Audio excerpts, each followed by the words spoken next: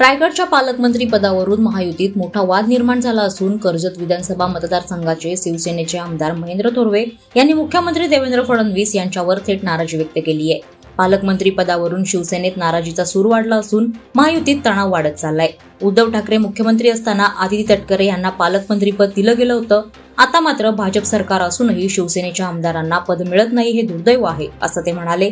थोरवे यांनी तटकरे यांच्यावर टीका करत निधी दुसरीकडे वळवल्याचे आरोप केलेत।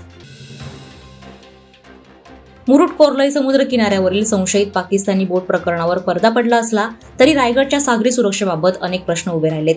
रायगडच्या 9 सागरी गस्ती नौकांपैकी केवळ 4 नौका कार्यरत आहेत, त्यामुळे रायगडची सुरक्षा रामभरोसे असल्याचं बोललं जातंय। रायगड पोलीस दलाला आधुनिक सामुग्री आणि तंत्रज्ञानाने परिपूर्ण बोटींची गरज आहे। किनारपट्टीच्या सुरक्षेसाठी सक्षम यंत्रणा उभी करण्यात यावी अशी मागणी नागाव सरपंच हर्षदा मयेकर यांनी केली आहे। पोलीस अधीक्षक आंचल दलाल यांनी येत्या 8 दिवसात याबाबत जिल्हा नियोजनकडे प्रस्ताव पाठवणार असल्याचं सांगितलंय। माणगाव तालुक्यातील न्हावे या शांत गावातून एक अत्यंत हृदयद्रावक आणि मन हेलावणारी घटना समोर आली आहे। अवघ्या 11 वर्षांचा स्वरूप शैलेश अंधारे या चिमुकल्याचा क्रिकेट खेळताना दुर्दैवी अंत झालाय। स्वरूप पाय घसरून पाण्याच्या डोहात पडला। ही घटना 6 जुलै रोजी सायंकाळी 5:15 वाजण्याच्या सुमारास घडली। स्वरूप आपल्या मित्रांसोबत गावातील क्रिकेट मैदानावर खेळण्यासाठी गेला होता। खेळता खेळता तो मैदानाशेजारील डोहाजवळ गेला आणि त्याचा पाय घसरल्याने तो थेट पाण्यात पडला। पाण्याचा अंदाज न लागल्यानं आणि योग्य वेळेत मदत न मिळाल्यामुळे त्याचा जीव गेला।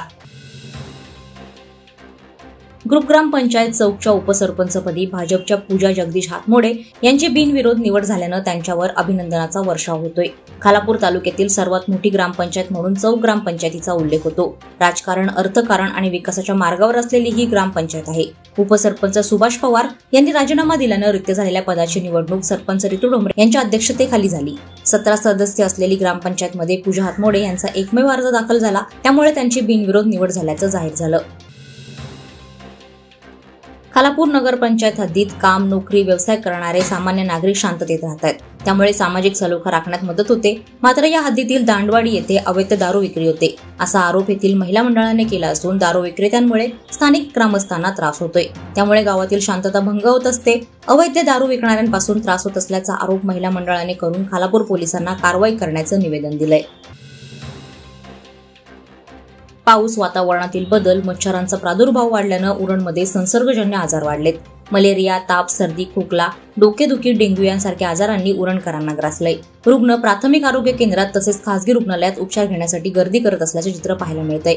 स्थानिक ग्रामपंचायत आणि सिडको प्रशासनानं गटारांची साफसफाई ही फोटोपुरती आणि कागदावर रेखाटण्यापुरती केल्यानं अनेक ठिकाणी पाणी साचलंय, त्यामुळे मच्छरांचं प्रमाणही वाढलंय। या वाढत्या मच्छरांच्या प्रादुर्भावामुळे आजार होत असल्याचे आरोप नागरिक करतायत। पुणे बेंगलोर महामार्गावर निपाणी गावाजवळ प्रोपोलिन गॅस वाहून नेणाऱ्या टँकरमधून गळती सुरू असल्याची माहिती मिळताच अपघातग्रस्तांच्या मदतीसाठी सामाजिक संस्था अर्थात हेल्प फाउंडेशनचे केमिकल एक्सपर्ट धनंजय गीद यांना तेथे बोलवण्यात आलं। साधारण 350 किलोमीटर अंतरावर रातोरात जाऊन परिस्थितीचा अंदाज घेऊन धनंजय गीद यांनी आपलं कौशल्य पणाला लावत काही तासांच्या अथक प्रयत्नांनंतर गॅस गळती रोखली। यावेळी या जिगरबाज कामगिरीसाठी स्थानिक प्रशासन, पोलीस यंत्रणा आणि नागरिकांनी गीद यांचे आभार मानले।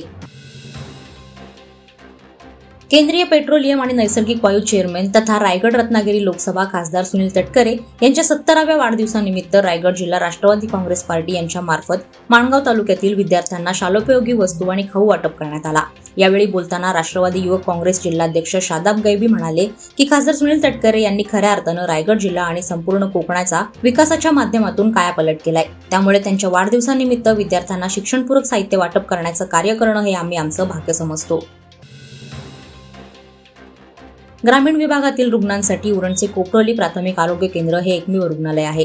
मात्र या रुग्णालयात पुरुष डॉक्टरांचा अभाव, परिचारिका यांची 24 रिक्त पदे, डॉक्टरांच्या रहिवासी संकुलाचा अभाव, सिक्युरिटी गार्डचा अभाव अशा एक ना अनेक समस्या आहेत। रात्रपाळीवर डॉक्टर रुग्णालयात थांबत नाहीत, त्यामुळे ग्रामीण भागातील रुग्णांची मोठ्या प्रमाणावर गैरसोय होत आहे।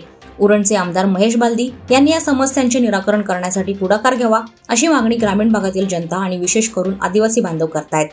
वादळवारा लाईव्हसाठी न्यूज ब्युरो, रायगड। नवी मुंबई व रायगड जिल्ह्यातील ताज्या बातम्या आणि घडामोडींसाठी सबस्क्राईब करा वादळवारा लाईव्ह चॅनल आणि दाबा बेल आयकॉन।